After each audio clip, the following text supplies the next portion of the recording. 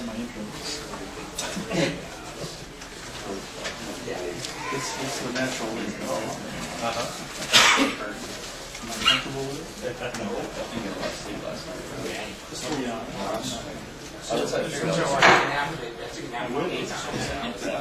I'm more of a DB.net. Yeah, exactly. Just sit your chair right in front of the door. That's why I'm here. Actually, I'm having these kind of bills and local. Well, I'm ready to go if y'all are. Let's do it. Let's see here. We're mostly the same faces, but not all the same faces, so we'll go through the typical beginning spiel. If you don't already know who I am, I'm Will Strohl, and pretty much nobody here knows who I am. But I'm the director of IT for ResHub.com. I do some consulting with StrohlSiteDesign.com, mostly with skins these days, just because they're easy and less maintenance. And I didn't update my blog here. My blog is actually www.willstrohl.com, so it's very difficult to remember. I'm president of DotNetNuke user group, Orlando.NET user group. We have meetings once a month. We have great speakers. Right now, our next meeting is Tuesday, so if you're in the Orlando area, we'd love to see you. And also, if you can't get to the Orlando area, we do broadcast our meetings online. We have we write through our website, so you can chat with us while we're in our meeting. We can ask questions to the speaker for you or whatever.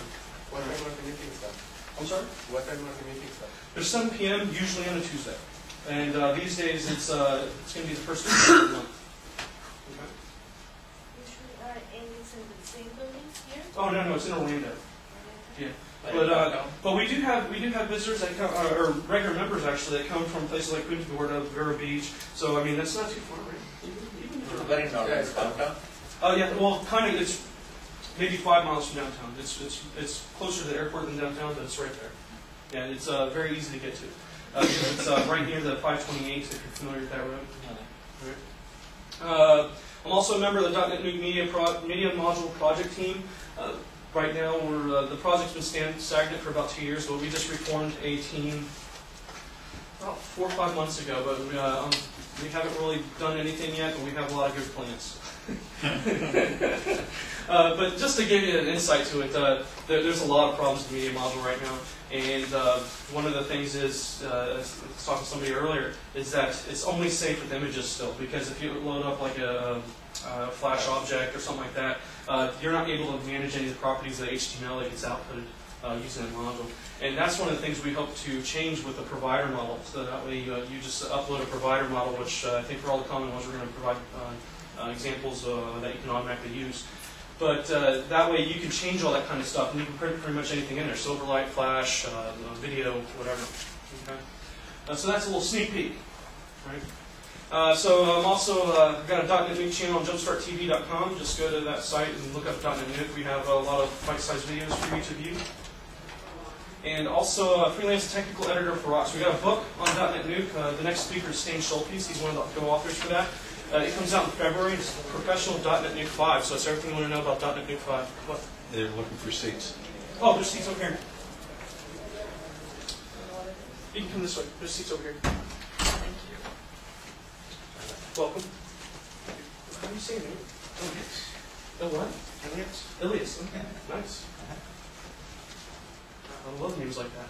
All right. I wish my mom was more creative. I'm just Will. I hear my name everywhere. All right. So we have that book coming in February. If you want to know anything about .NETNuke 5, it's in there. And speaking of, there's one of the authors right there. All right. So we're going to cover some common administrative tasks. Some of it you'll probably already know. Some other things, hopefully they're tricks that you learn new, and you walk out here with a little bit more information. All right. Okay. So I'm going to be switching back and forth to the slideshow. The slideshow will keep us on task, except for if there's anything at all you want to ask. You see something up there, a setting or whatever. This is meant more for you. So if you see something that you don't know anything about, please do not hesitate to ask your question, because there's probably at least 2 other people in this room that are wondering the same thing. All right. So the first thing I just want to hit on real quick is site marketing and Google. I have a little demo site I have on here. All right. It's like basically like a demo family site. I'm going to go ahead and log into this. And yes, that's my family. Hello, guys. I miss you. Have fun on Sheepra. All right. I'm going to log in with the host account. John, that's how I did. All right. So I'm in here. The And under the site settings, you have some really cool tools. All right. And one of them is the marketing area. Site marketing. All right. Is this 5.0? This is 4.9. I have 5.0 on here. We can look at that like later on. We think we might be doing an open space later. We'll see. That way, if anybody wants to know anything about that, so look on the open space schedule. And hopefully, we'll have something out there because we got a ton of questions today, and it's awesome. We love it. I'm doing the next talk, and I'm using 5.0 for my talk. Oh. But I'm doing module development. so I'm not really focusing on the admin stuff. All right. So site marketing, this is really cool. They have some other ones in here. I'm just going to mention Google real quick. I probably should just go through Microsoft, but I'm going to go through Google. All right. So the sitemap URL is automatically in there for you. All right. It already has the URL that you need to submit. You just click submit after you choose the search engine that you want to submit it to, and it submits it to you. Okay. I'm not going to be able to demo that here because I don't have internet access, but that's as easy as that. Now, who here is familiar with doing the Google verification? With any website. All right, a few of you. Well, basically, I was hoping to be able to like, show you the webpage. I should have took some screenshots. But basically, in order for you to verify that you own that site, it asks you to verify that you're the owner. And one of the ways to do that is to add an HTML file to your site of a specific name. Okay. And so that specific name will look like a hash key. Basically, it'll just be a bunch of random numbers and letters. And basically, you put that HTML file in here, so it'll look something like that. .html, and you click create. And it's automatically in the site. You switch tabs or whatever. Go to Google and say, you click the verify button. It's done. Okay, so that's really cool. You don't have to worry about it. All right. Yes, sir. So obviously DotNetNuke is creating a sitemap for you. Mm-hmm. Sometimes, in the sitemap you have the options of telling it which pages are okay to look at, which ones you don't look at. Can you customize that? There's no interface for you to do that. That's actually something that I think I saw getting checked in for. Well, actually, there's a bug with it with .NET 5, but there's still nothing to manage it in .NET 5 as of this time. But there was a problem with all of the pages getting assigned like the same priority, and that's going to be changed. But as far as a feature for you to be able to manage which ones they are, no, I think you're going to have to do that. As of right now, either yourself or through a third-party module provider. Okay. And are you going to talk about friendly URLs? Absolutely. That's my favorite feature. I love that feature. That's towards the end, though. Okay. All right. So that's site marketing. It's that easy. Google loves those, yeah. Any questions on this? No? Okay, so I'm going to switch back here real quick. I'm sorry, and you can do that for each provider, correct? Absolutely. Yeah, it's not just one. Okay. Security settings. So I wanted to go down into here.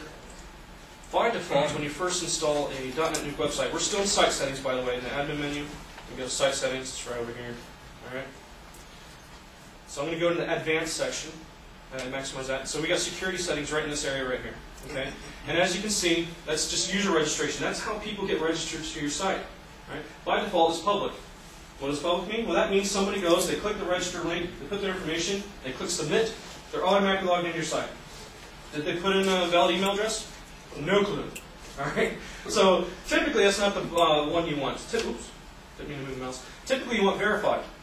What verified does is your typical website registration process. You choose that. When somebody clicks the register link, they enter all their information in, including their valid email address, and that valid email address gets an email sent to it to verify that's who they are, or that's their email address. All right. And then after that, they can log in. Make sense? None will take the register link away. People cannot register. You'll have to do that manually if you want to add new people. Private, oh yeah, that's right. What that has to do, you have to go, the admin has to go and verify who they are. So basically they click registration, they get an email saying they're registered, but the admin has to go in there and actually check the user is authenticated, or authorized, excuse me. Okay. How does OpenID fit into this? Actually, that's the authentication is a provider model, so that actually plugs into the .NET Nuke functionality. So since you mentioned that, we'll go look at that real quick. We were going to go into that a little bit later, but not specifically for what you're asking. So if I go back in the admin menu and I go to authentication right there, menu went away. All right. Here's where you manage all your authentication. So that's actually managing the way those authentications work on top of .NET Nuke. Okay?